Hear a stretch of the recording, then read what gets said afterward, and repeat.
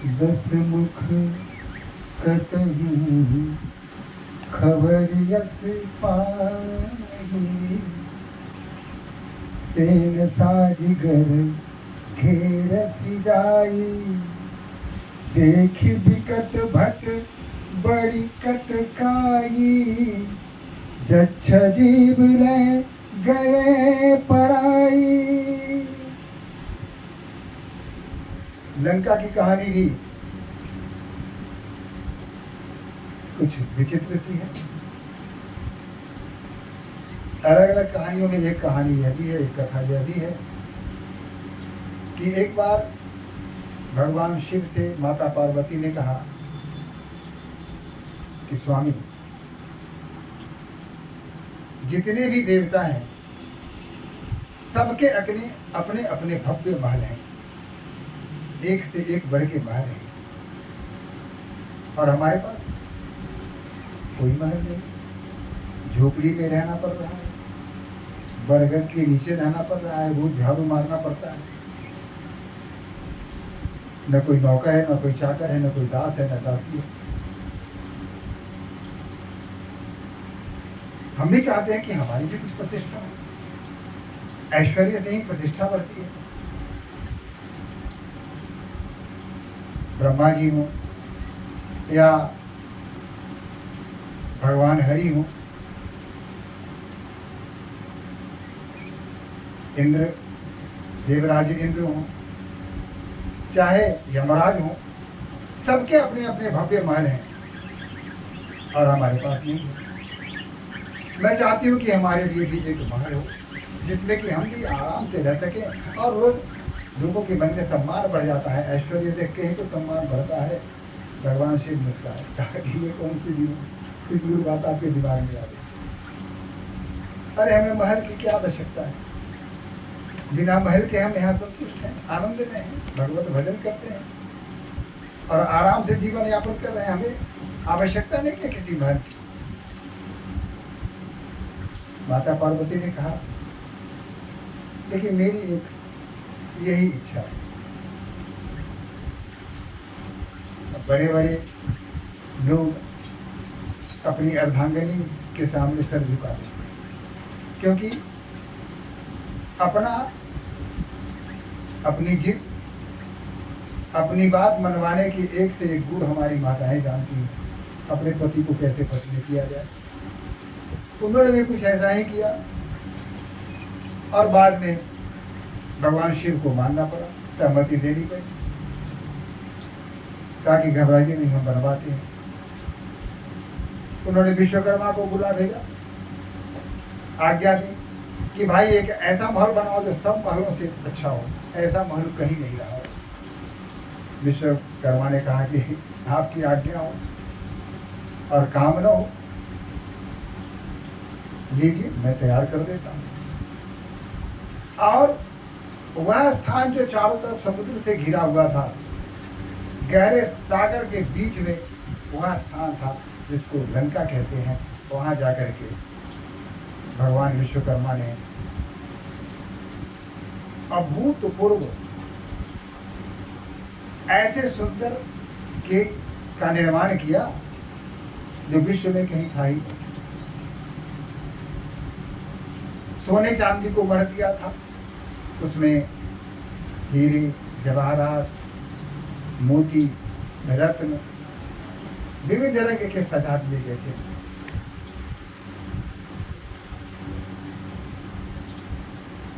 जो देखते थे देखते ही रह जाते। भगवान शिव के पास गए, कहा कि लीजिए भगवान, आपका महल तैयार हो चुका है, अब आपको गृह प्रवेश करने की आवश्यकता है, अतः आप कृपा करें, गृह प्रवेश का कार्यक्रम प्रारंभ करें।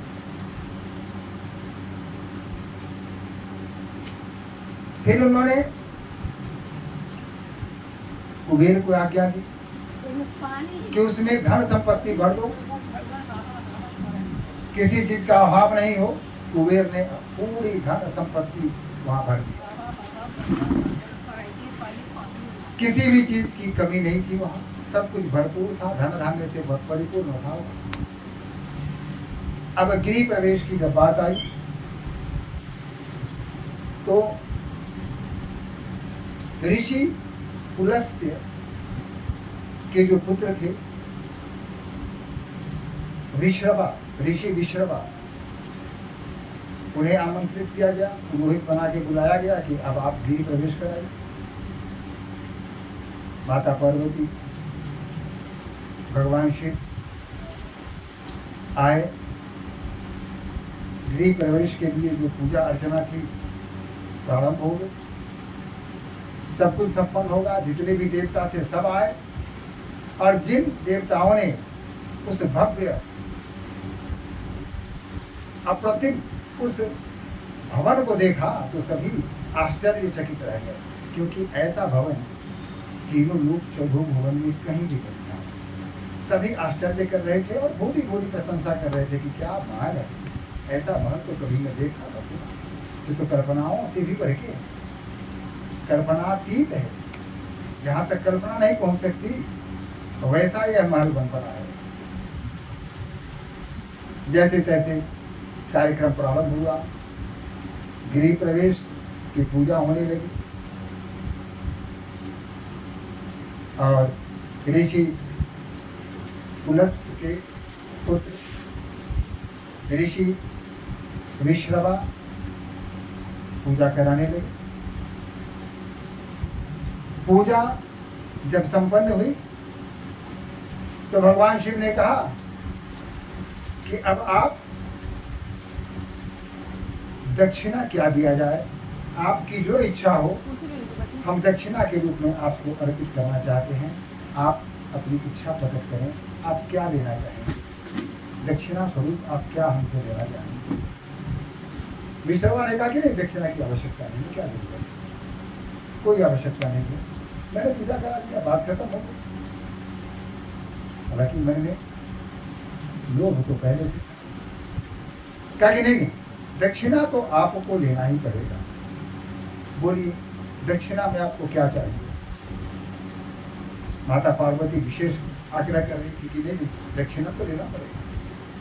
वैसे धर्म कार्य में महिलाएं बढ़ चढ़ के आगे रहती हैं, दक्षिणा देना हो, पंडित जी को भोजन कराना हो, और जिस भक्तिभाव से हमारी महिलाएं ब्राह्मणों को या अतिथियों का सत्कार करती हैं, वैसा पुरुष नहीं कर सकता। तो माता पार्वती ने कहा कि नहीं नहीं, आपको तो दक्षिणा देना ही पड़ेगा। बोलिए आप क्या लेंगे दक्षिणा। ऋषि विश्रवा ने कहा कि अगर आप इतना आग्रह कर रहे हैं, विवश कर रहे हैं, तो दक्षिणा के रूप में आप मुझे यह महल दें। हम लीजिए, गृह प्रवेश का कार्यक्रम है, जिस महल में भगवान शंकर और माता पार्वती प्रवेश करने वाली थी, और पंडित जी कहते हैं कि नहीं नहीं, हमको ये घोड़े दे दीजिए। ये विचित्र बात नहीं हुई। अब दक्षिणा के लिए आग्रह किया था भगवान शिव ने, माता पार्वती दोनों ने आग्रह किया, फंस गए थे पहले। और जब उसने मांग ली दक्षिणा स्वरूप महल, तो वहां तो उनको देना ही पड़ेगा। मां व्यथित हो, भीतर भीतर फूल गई। बताइए, इसको और कुछ नहीं सुना था, ये महल सुना, क्योंकि महल को देखते ही हर व्यक्ति, किसी के भी मन में यह भाव हो जाता था कि काश ये महल मेरा होता। तो विश्रवा मुनि के मन में भी यह हो गया कि यह महल मेरा होगा। मांग लिया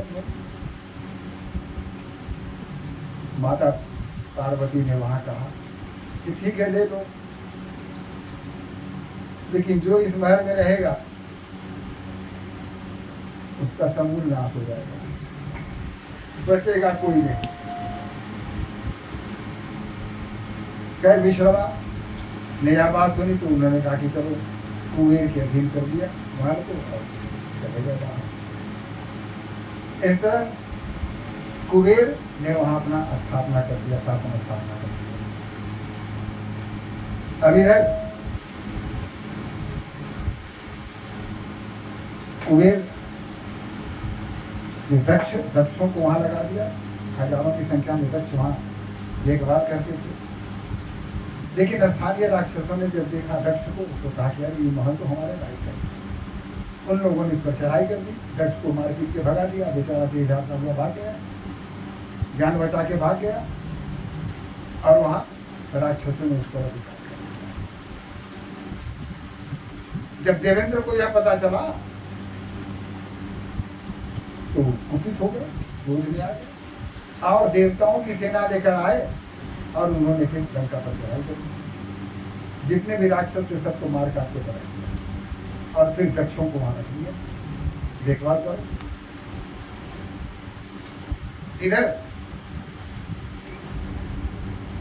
उसकी देख लो, मैं नाम का राक्षस, जिसकी पुत्री का नाम मंदोदरी था, वो देखभाल करता था, उसकी भी दृष्टि उस पर थी।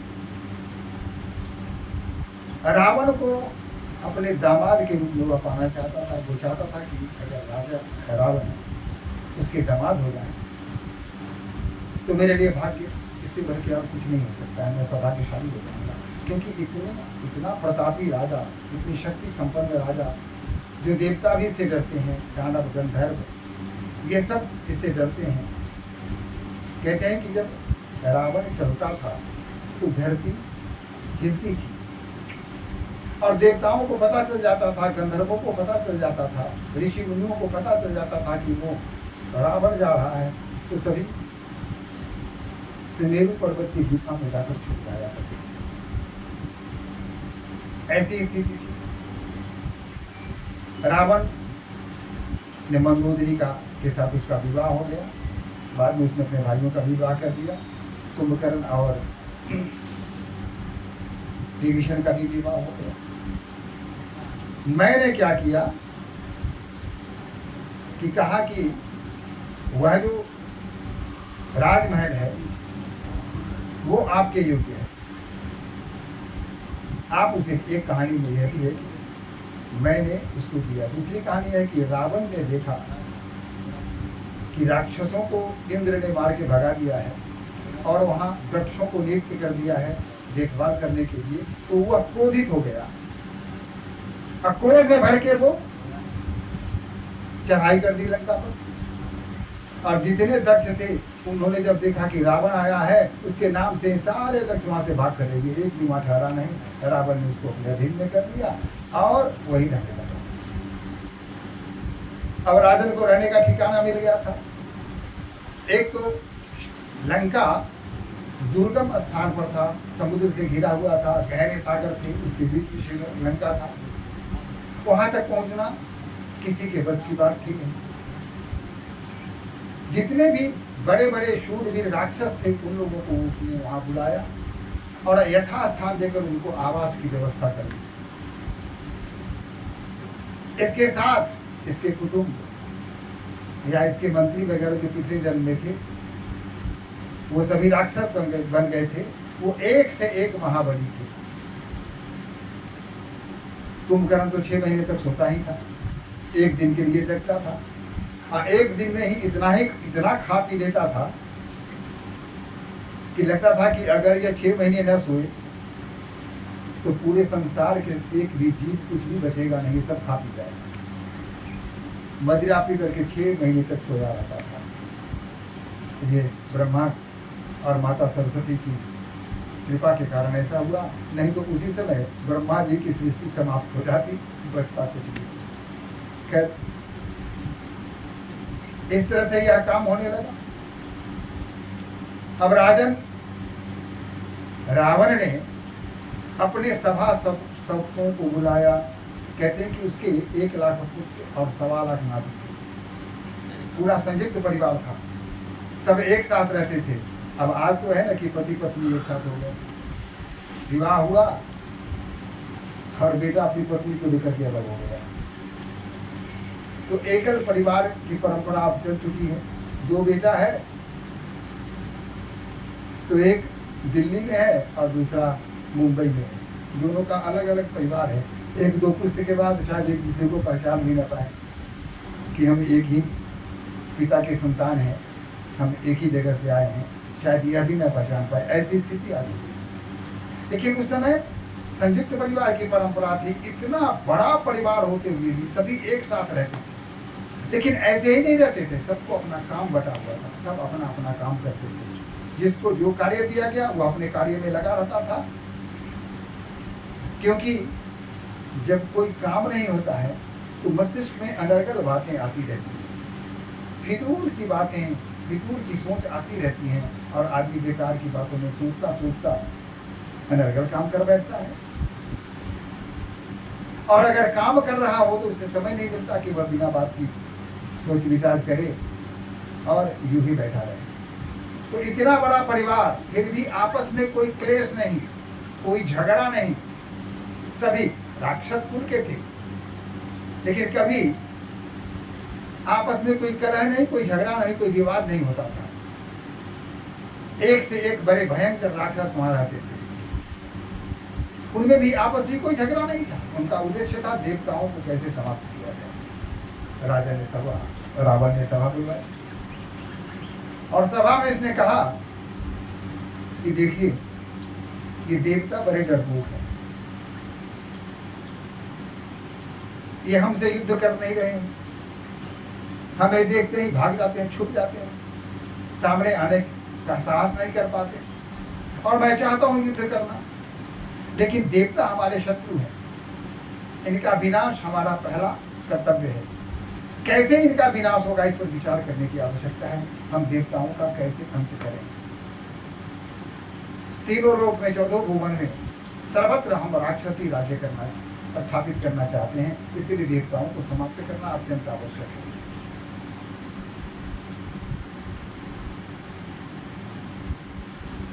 कहा देवताओं के जो खाने पीने का मार्ग है उसी को बंद कर दो। ये देवता क्या खाते हैं? ये जो ब्राह्मण को लोग भोजन कराते हैं, ये ब्राह्मण से लोग श्राद्ध करवाते हैं, ब्राह्मणों से यज्ञ आदि करवाते हैं, उसी का जो हव्य जाता है वह देवताओं को मिलता है। अगर इस हव्य को ही समाप्त कर दें तो स्वाभाविक है देवताओं को खाने के लिए नहीं मिलेगा। अब उन्हें खाने के लिए नहीं मिलेगा तो भूखे कब तक रहेंगे? भूख से बिलबिलाने लगेंगे, तो या तो मर जाएंगे भूख से, और नहीं तो मेरी शरण में आएंगे, और मेरी शरण में अगर आएंगे तो मेरी मर्जी है, मैं उन्हें मार दूं, काट दूं, या उन्हें गुलाम बना के रखूं, उनसे सेवा सत्कार करवाऊं। उन्होंने अपने सबसे बड़े पुत्र मेघनाथ को भी आज्ञा दी कि आप जाइए और देवताओं को जीत के लाइए। मेघनाथ बहुत शूरवीर था, महाप्रतापी था। कहते हैं कि तीनों लोक में जो बड़े बड़े योद्धा थे उन योद्धाओं में उसकी गिनती होती मेघनाथ की। मेघनाथ पिता की आज्ञा का पालन करने में अग्रणी रहता था।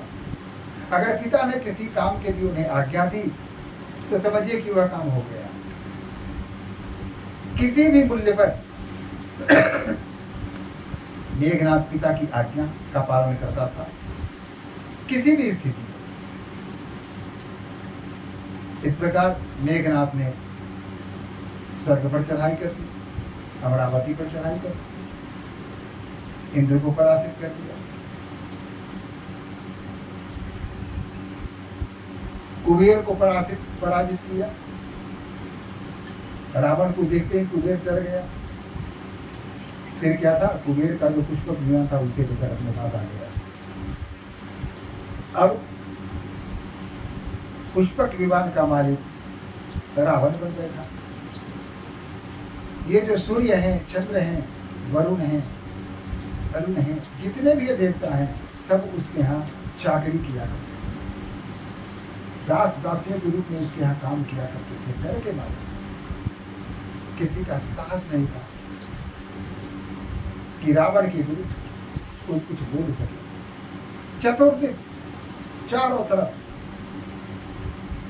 किसी भी गांव में जाना और मार काट मचा देना। अगर कहीं से राम धुन की आवाज आ गई, कहीं से मंत्रोच्चारण की आवाज आ गई, तो रावण स्वयं उस दिशा में जाते थे और जहां से वह शब्द आते थे, ध्वनि आती थी, वहां जाकर विध्वंस कर देते थे। यज्ञ को विध्वंस करना, ब्राह्मणों को मार देना, साधुओं को प्रताड़ित करना, जो भाग गए सो भाग गए, जो बच गए उसको मार दिया। इस तरह से चारों तरफ अराजकता फैल गई। नर, देवता, दानव, चारों तरफ। अब लोगों में एक बात हो गई कि धीरे धीरे लोग धार्मिक कृत्य से दूर होते गए, डर के मारे। पूजा अर्चना लोगों ने बंद कर दिया। परंपरा थी, पिता की आज्ञा का पालन पितृ किया करते थे, अब पिता का कोई आदर नहीं करता। पहले परंपरा थी कि श्री गुरु पद नख मणिगण ज्योति सुमिरत दिव्य दृष्टि ही हो। जिस गुरु के नख को स्पर्श करने से हृदय में दिव्य प्रकाश फैल जाता था, उस गुरु को देखते ही लोग उनका मजाक उड़ाने लगे, उनकी हंसी करने लगे, दिलगी करने लगे, उनका तिरस्कार करने लगे, गुरु के चरण छूने के बजाय उनका उपहास करने लगे। समाज में चतुर्दिक अराजकता फैल गई। यही हाल हमारे इस देश का इस समय भी। इस समय भी गुरु के प्रति जो प्रेम होना चाहिए, श्रद्धा का भाव होना चाहिए, आदर का भाव होना चाहिए, वो कहीं भी दिखता नहीं। क्योंकि जो आसुरी शक्तियां आई, अरब देशों से आसुरी शक्ति आई, उन्होंने पूजा पाठ बंद करवा दिया, ब्राह्मणों को मारना काटना शुरू कर दिया। चारों तरफ आतंक ही आतंक फैला दिया। साधारण लोगों का भी जीना कठिन हो गया। लोग कहीं भी अपने आप को सुरक्षित अनुभव नहीं कर रहे थे। जो जहां था वह आतंकी था। मंदिरों को तोड़ देना, गुरुकुल की व्यवस्था जो थी उसको भी ध्वस्त कर दिया इन राक्षसों ने। आज गुरुकुल के अभाव में हिंदू सनातन धर्म की जो ज्ञान है, उसकी जो विद्या है, उस विद्या से हिंदू समाज, सनातनी समाज अछूता रह गया। आज धर्म का ज्ञान किसी को नहीं, क्योंकि गुरुकुल की व्यवस्था ही चौपट हो गई, समाप्त हो गई। गुरु के प्रति श्रद्धा का भाव ही समाप्त हो गया। परिवार में कैसे जिया जाए, कैसे एक दूसरे के साथ सुंदर ढंग से जीवन व्यतीत किया जाए, ये सारी परंपराएं ध्वस्त हो गई। धीरे धीरे धीरे धीरे लोग नास्तिक होते चले गए या विधर्मी हो गए, अपने धर्म को छोड़कर विधर्मी हो गए। यही स्थिति उस समय भी हो गई थी। इतना आतंक रावण का था कि लोग अपनी पूजा पाठ, कर्मकांड, जब तब यह सब डर के मारे करना बंद कर दिए और कालांतर में लोग इससे दूरी बना के रहने लगे। जान है तो जहान है, जान बचेगी तो फिर पूजा करेंगे। क्योंकि पूजा का मंत्र जो ही अगर आपने उच्चारण किया, रावण को पता चल जाता था, हर जगह अपना जासूस फैला दिया था और वहां जाकर के वह विध्वंस कर दिया करता था, मारकाट मचा दिया करता था। चारों तरफ डर के मारे किसी में इतना साहस नहीं था कि वह पूजा पाठ करने निष्ठता कर सके, साहस कर सके। अब इस तरह जो पूजा पाठ बंद हो गया तो देवताओं को भोजन मिलना बंद हो गया, जिस कारण देवता विवश होकर के रावण की शरण में आए और रोज सुबह शाम सर झुका के उसे नमन किया करते थे। यह ऐसी स्थिति हो गई। अंत में माता, धरती माता बहुत ही चिंतित हो गई। इन्होंने कहा कि जितना मेरे पास पर्वत हैं, पहाड़ हैं, उसके भार को मैं आराम से वहन कर लेती हैं, उसको सह लेती हैं। लेकिन ये रावण के अत्याचार को सहन करना अब हमारी सहन शक्ति के बाहर है। मैं नहीं सह सकती, अब मैं क्या करूं? अतः जो कंदराओं में छिपे हुए थे, जो देवता, जो गंधर्व, जो ऋषि मुनि सुमेरु पर्वत की कंदरा में जाकर छुपे हुए थे, वो वहाँ पहुँच जाती हैं। गाय का रूप धारण करके धरती माता वहाँ पहुँचती है और कहती है कि मैं क्या करूँ, मैं बहुत ही बेचैन हूँ, विवल हूँ। अब सहन शक्ति जवाब दे रही है, अब मुझ में इतनी शक्ति नहीं है कि मैं इस दुष्ट के भार को का वहन कर सकूं। अतः कोई उपाय बताइए जिससे कि हमें इससे मुक्ति मिले।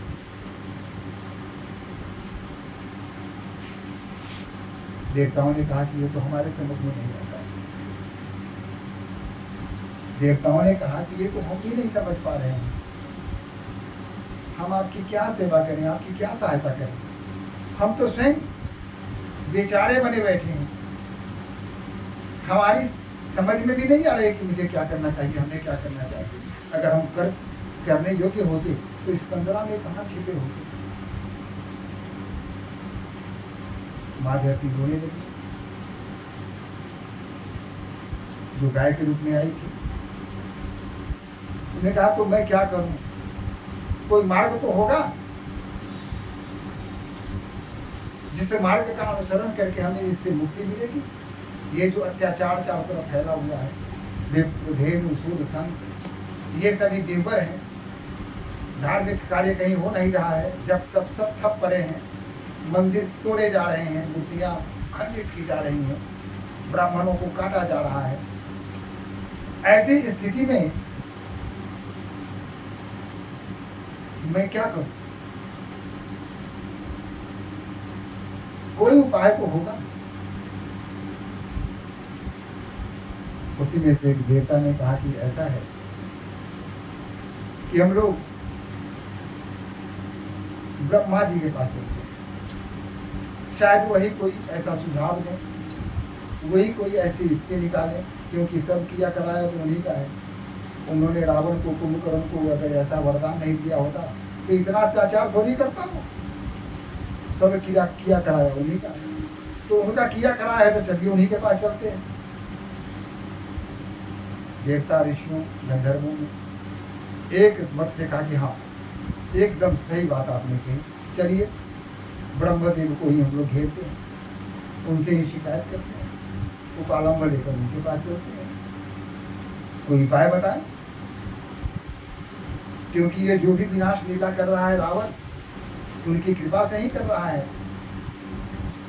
आखिर इसका कुछ समाधान तो होगा, कुछ निदान तो होगा, कोई युक्ति तो होगी, कुछ तो करेंगे। अभिघाता है, उनकी सृष्टि ही विनष्ट हो रही है, तो अपने दायित्व का निर्वहन तो उन्हें करना ही पड़ेगा। सभी देवता ने कहा कि एकदम सही बात है। सभी देवता, ऋषि, गंधर्व, ये सब थे, चल पड़े ब्रह्मलोक की ओर।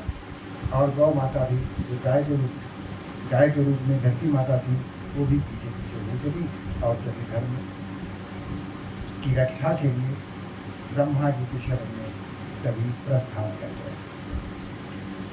तो अब ब्रह्मा जी क्या कहेंगे वो देखते हैं कब। आ जाइए, सभा भजन कर लेते हैं। श्रीमन्नारायण नारायण नारायण, श्रीमन्नारायण नारायण नारायण, श्रीमन्नारायण नारायण नारायण, श्रीमन्नारायण नारायण नारायण, लक्ष्मी नारायण नारायण नारायण, लक्ष्मण नारायण नारायण नारायण, नारायण नारायण।